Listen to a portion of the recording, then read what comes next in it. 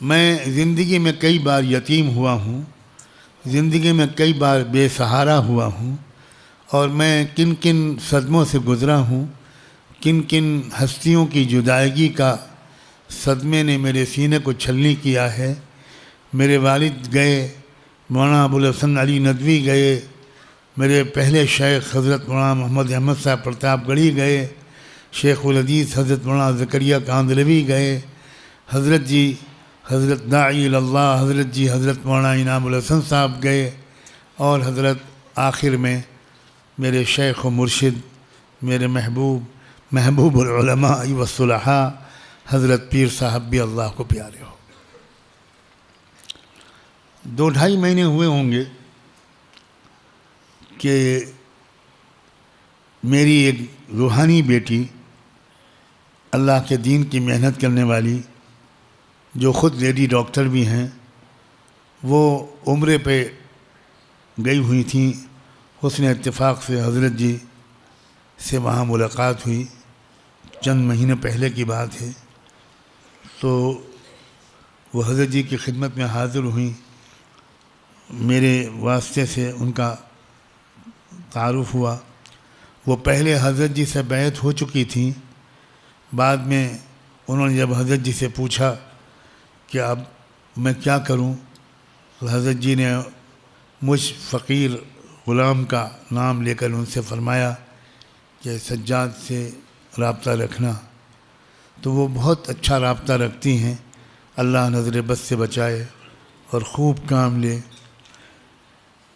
تو جب آخری ملاقات میں وہ حضرت کی خدمت میں حاضر ہوئیں تو حضرت نے بہت دیر تک میرا تذکرہ فرمایا، ان کے بیان کے مطابق سلام کروایا اور کہا کہ میں مولانا سجاد کے لیے بہت دعا کرتا ہوں، وہ بہت بڑا کام کر رہے ہیں۔ آپ سوچئے کہ وہ پیر دانا، وہ مرد دانا، وہ مرد حکیم، وہ اس ملک کے حالات کے بارے میں جو محنتیں ہو رہی ہیں ان پر وہ کیسی نظر رکھتے تھے۔ کچھ لوگوں کی طرف سے یہ پیغام آیا ہے، اگرچہ اب کافی وقت ہو گیا ہے، لیکن یہ پیغام ایسا نہیں ہے کہ اس کو ٹالا جا سکے۔ میں تو اپنے آپ کو اس حال میں بھی نہیں پاتا کہ میں حضرت نور اللہ مرقدہ وقدس سرہ کا کوئی تفصیلی تذکرہ کروں۔ آپ جس مرکز میں یہاں بیٹھے ہیں یہ حضرت کی جوتیوں کا صدقہ ہے۔ ایک بار میں مسجد نبوی میں بیٹھا تھا حضرت کے پیچھے، حضرت مغرب کی نماز کے بعد اوابین پڑھ رہے تھے۔ نماز سے فارغ ہو کر حضرت نے میری طرف دیکھا، میں لپک کے پہنچا۔ حضرت نے فرمایا کہ انڈیا کا نقشہ مل سکتا ہے؟ اب میں حیران کہ مسجد نبوی میں اس وقت انڈیا کا نقشہ میں کہاں سے لاؤں؟ میں نے کہا حضرت دعا فرمائے، میں کوشش کرتا ہوں۔ تو مسجد نبوی کے باہر ایک بڑا بک اسٹال تھا۔ میں دعا مانگتا ہوا یہ سوچ کر آگے بڑھا کہ شاید اس اسٹال پر نقشہ مل جائے، میں جا کر ان سے پوچھوں۔ ابھی میں مسجد نبوی کے دروازے سے باہر نہیں نکلا تھا کہ مسجد نبوی کے دروازے کے اندر داخل ہوتے ہوئے ایک صاحب ملے۔ السلام علیکم۔ وعلیکم السلام۔ کہنے لگے واہ، آپ ہی کو ڈھونڈتا ہوا میں آ رہا تھا، آپ یہیں مل گئے ماشاءاللہ۔ میں نے کہا فرمائیے۔ کہنے لگا میں اپنے کمرے کی صفائی کر رہا تھا، اس میں مجھے انڈیا کا ایک نقشہ ملا، میں نے سوچا میرے کیا کام آئے گا، میں آپ کو دے دوں۔ اللہ اکبر۔ میں نے کہا یہ ہے اللہ کے بندوں کی توجہ اور ان پر اللہ کی توجہ۔ میں خوشی خوشی تیز قدموں سے چلتا ہوا حضرت تک پہنچا۔ حضرت دیکھ کر مسکرائے اور پھر نقشہ کھول کے بیٹھ گئے۔ اس وقت تک میرا قیام لکھنؤ ہی میں تھا، میں نے تو نیرل اور ممدہ پور کا نام بھی نہیں سنا تھا، اس جگہ کو میں جانتا بھی نہیں تھا۔ حضرت کچھ دیر تک نقشہ کو دیکھتے رہے اور ایک جگہ پر انگلی رکھی، کہا یہ جگہ کون سی ہے؟ میں نے کہا کہ میں اتنا جانتا ہوں کہ یہ کوکن کا ایریا کہلاتا ہے. بمبئی اور پونا بڑے شہر ہیں، یہ ان کے بیچ کی جگہ ہے جہاں آپ نے انگلی رکھی ہے. کہنے لگے مولانا آپ یہاں اپنا مرکز بنائیے. اللہ، میرے تو پسینے چھوٹ گئے، اس لیے کہ لکھنؤ چھوڑ کر آنا میرے لیے بالکل ممکن ہی نہیں تھا. وہاں ادارے چل رہے تھے، الفرقان کا دفتر قائم تھا، میرا گھرانہ وہاں آباد، لیکن بڑوں کا حکم. تو میں نے مولویانہ شرارت، سن لو مولویو، تم لوگ جو ڈنڈی مارتے ہو ہم بھی کبھی مارتے تھے. تو ہم نے وہ ڈنڈی مارنے کی ناکام کوشش کرتے ہوئے یہ کہا کہ کبھی کبھی چلا جایا کروں گا. تو حضرت ہنسے، ہاں شروع میں کبھی کبھی، پھر مستقل.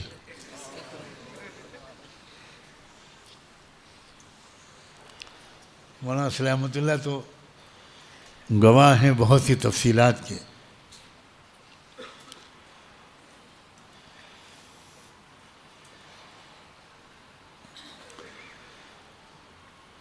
اللہ اکبر، اللہ اکبر. اللہ ہمیں اپنے بڑوں کی قدر نصیب فرمائے، ناقدری کے سب سے بڑے گناہ سے بچائے. لاکھوں گناہوں کا سبب بڑوں کی ناقدری ہے. ایک یہ گناہ ہزاروں نیکیوں سے محروم اور ہزاروں گناہوں کا مجرم بنا دیتا ہے.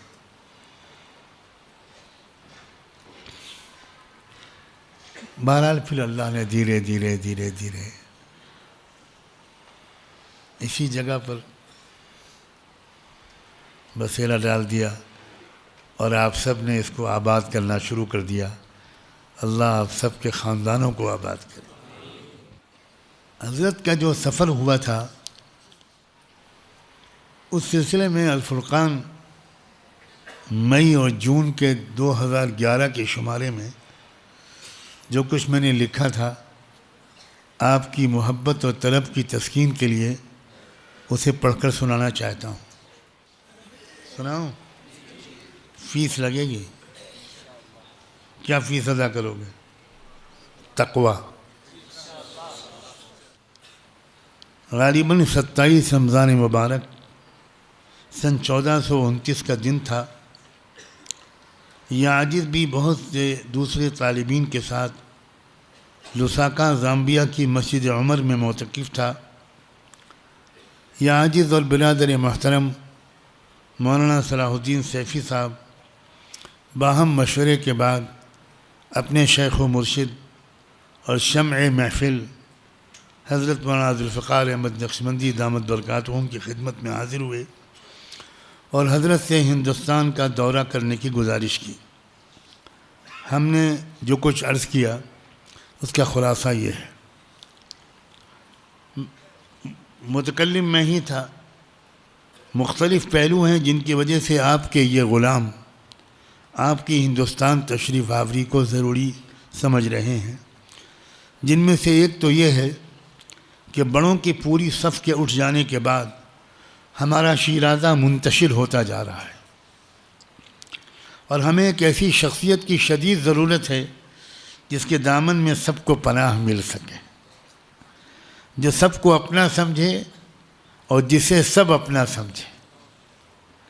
اور دوسرا پہلو یہ ہے کہ ہندوستانی مسلمانوں کی موجودہ اور آنے والی نسلیں غیر شعوری طور پر مشرکانہ کلچر سے مانوس اور متاثر ہوتی جا رہی ہیں.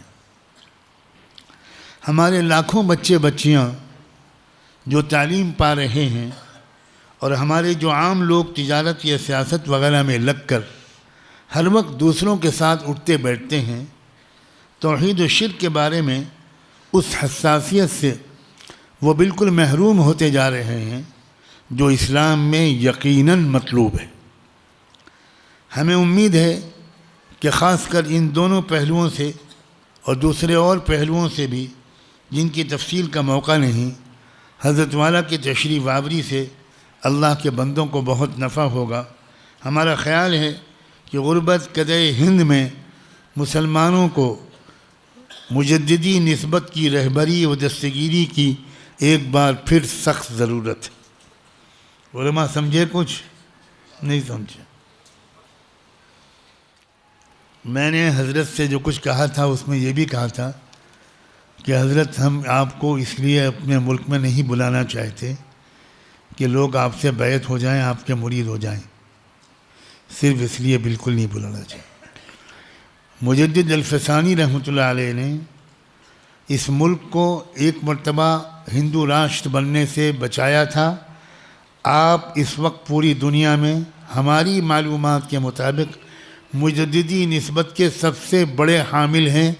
ہم چاہتے ہیں اس نسبت کے قدم ہمارے ملک میں لگ جائیں تو شاید ایک بار پھر ہم بچ جائیں۔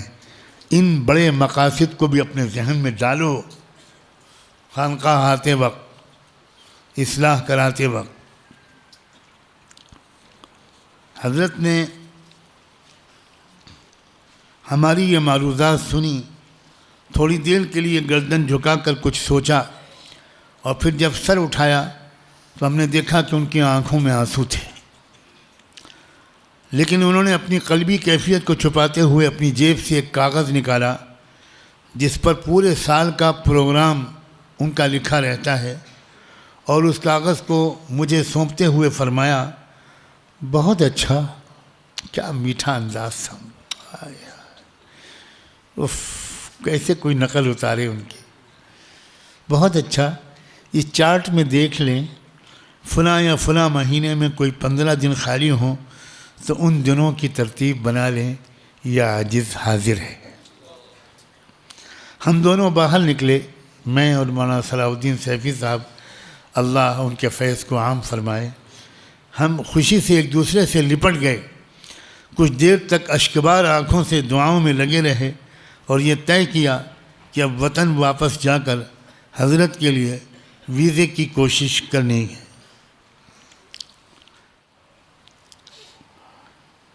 ہم لوگ ابھی اس کوشش کے شروع کرنے کے چکر ہی میں تھے کہ پھر اسی سال رمضان مبارک میں دوبارہ اعتکاف کے لیے جب زامبیا حاضر ہوئی تو اس وقت حضرت نے بتایا کہ مولانا محمود مدنی صاحب اپنے اہل خانہ کے ساتھ پاکستان آ کر ملے تھے، انہوں نے ہندوستان کے سفر کی دعوت بھی دی اور ویزے کے سلسلے میں ذمہ داری بھی لی۔ چنانچہ ہم لوگوں کو یہ سن کر بہت خوشی ہوئی اور امید بن گئی کہ ہم لوگ جو کام نہیں کر پا رہے تھے، امید ہے کہ مولانا محمود میاں مدظلہ کے ذریعے وہ کام انجام پا جائے گا، اور الحمدللہ کہ ایسا ہی ہوا۔ غالباً نومبر کے آخر کی کوئی تاریخ تھی جب خوشخبری ملی کہ مولانا محمود میاں کی کوشش کے نتیجے میں حکومت ہند کی طرف سے اسلام آباد میں واقع ہندوستانی ہائی کمیشن کو ویزے جاری کر دینے کے احکام صادر ہو گئے ہیں۔